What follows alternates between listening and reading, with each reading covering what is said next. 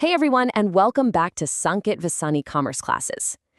There's this one question that always seems to confuse students. Is management a science, an art, or a profession? It sounds a bit tricky, right? Don't worry, because in this explainer, we are going to solve this puzzle once and for all. Okay, so let's get right into it. This is the big question that pops into every commerce student's head at some point. Is management just a game of rules and formulas, like we see in science? Or is it more about personal creativity and flair, kind of like what an artist does? Or is it a formal career path with its own set of ethics like doctors and lawyers have? Well, let's start our investigation, and I promise, by the end of this, you'll be an expert. All right, let's grab the first piece of our puzzle. We're going to start by looking at how management works as a science. Think of this as the foundation, the official rulebook of management. So take a look at the definition of science on this slide. It says it's a systematic body of knowledge. In simple words, everything follows a system, a set process, where every cause has a predictable effect. You want a perfect real-world example? Think Zomato or Swiggy. You enter your address and place an order. That's the cause. And boom, you get an estimated delivery time. That's the effect. Now, how is that possible? It's all because of their systematic logistics and data analysis. Management works in a very similar way, with systems based on these cause and effect relationships. And here's the crucial part. Management actually ticks all these scientific boxes. It has its own theories and principles that have been developed after years and years of experiments and observation. For instance, imagine a factory manager who wants to increase production. What does he do? Well, he'll first collect the data. He'll experiment with different methods, like maybe changing the machine layout or giving workers new incentives, and then he'll pick the one that works best. See? That's a complete scientific process. It's fact-based, it's analytical, and the results are verifiable. And this quote, it just hits the nail on the head. This line from Dr. George Terry is absolutely perfect. Science teaches us to know. It gives us the knowledge, the what and the why of management. But is just having the knowledge enough? Or do you also need the art of applying that knowledge? Let's find out. Let's move to our second puzzle piece, and this is where the game gets really interesting.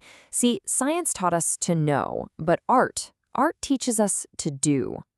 Knowing the rulebook is one thing, but applying those rules in the right situation with a bit of vision, well, that's where the art comes in. I mean, just think about it. If management were only a science, then every single MBA graduate who reads the exact same books would be the exact same kind of manager and get the exact same results. But that doesn't happen, does it? That's because the element of art comes into play. That human touch, that personal skill that makes every manager totally unique. To understand this, let's take the perfect example. Cricket captain MS Dhoni.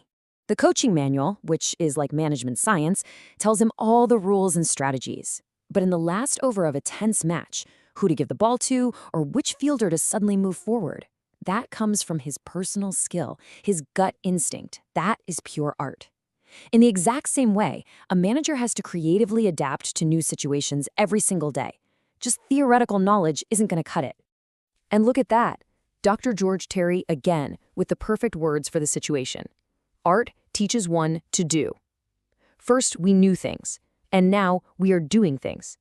Science gives you the formula, but art teaches you how to create a masterpiece with that formula. So, the conclusion we've reached so far is that management is neither a pure science like physics, nor is it a pure art like painting. It's actually a sweet combination of both.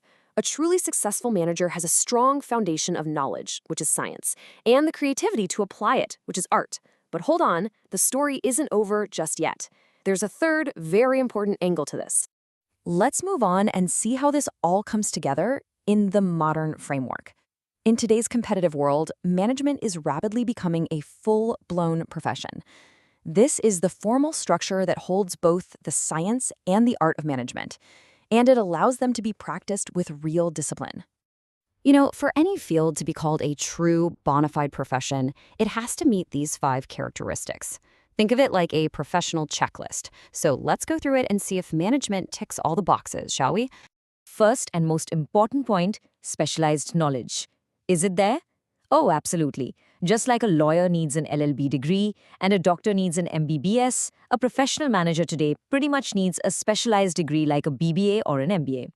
Our top institutes like the IIMs are dedicated to providing exactly this kind of specialized knowledge.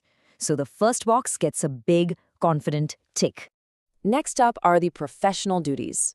Every established profession has an association that sets the standards. In India, we have bodies like the IIMs or AIMA. These associations create a code of conduct, basically a set of ethical rules that all members have to follow. And most importantly, moral responsibility. You know how a chartered accountant is morally bound to keep their clients' financial details confidential? Well, in the same way, a manager has moral responsibilities towards their company, their employees, and to society. So there we have it, everyone. Our puzzle is officially solved. We've looked at all three pieces, science, art, and profession, in detail. Now it's time to put them all together and see the complete 360-degree picture of what management truly is.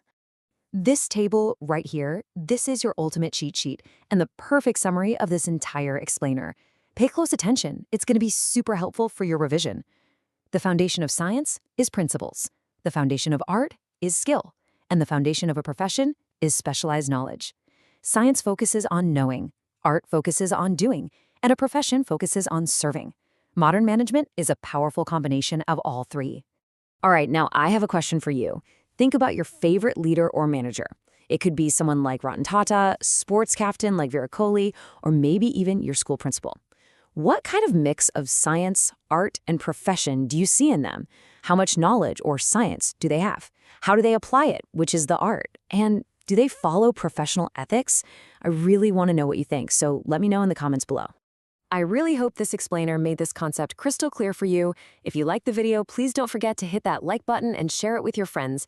And of course, make sure you subscribe to the channel so you never miss out on any important topics. We'll meet in the next explainer. This is Sanket Vasoni, signing off.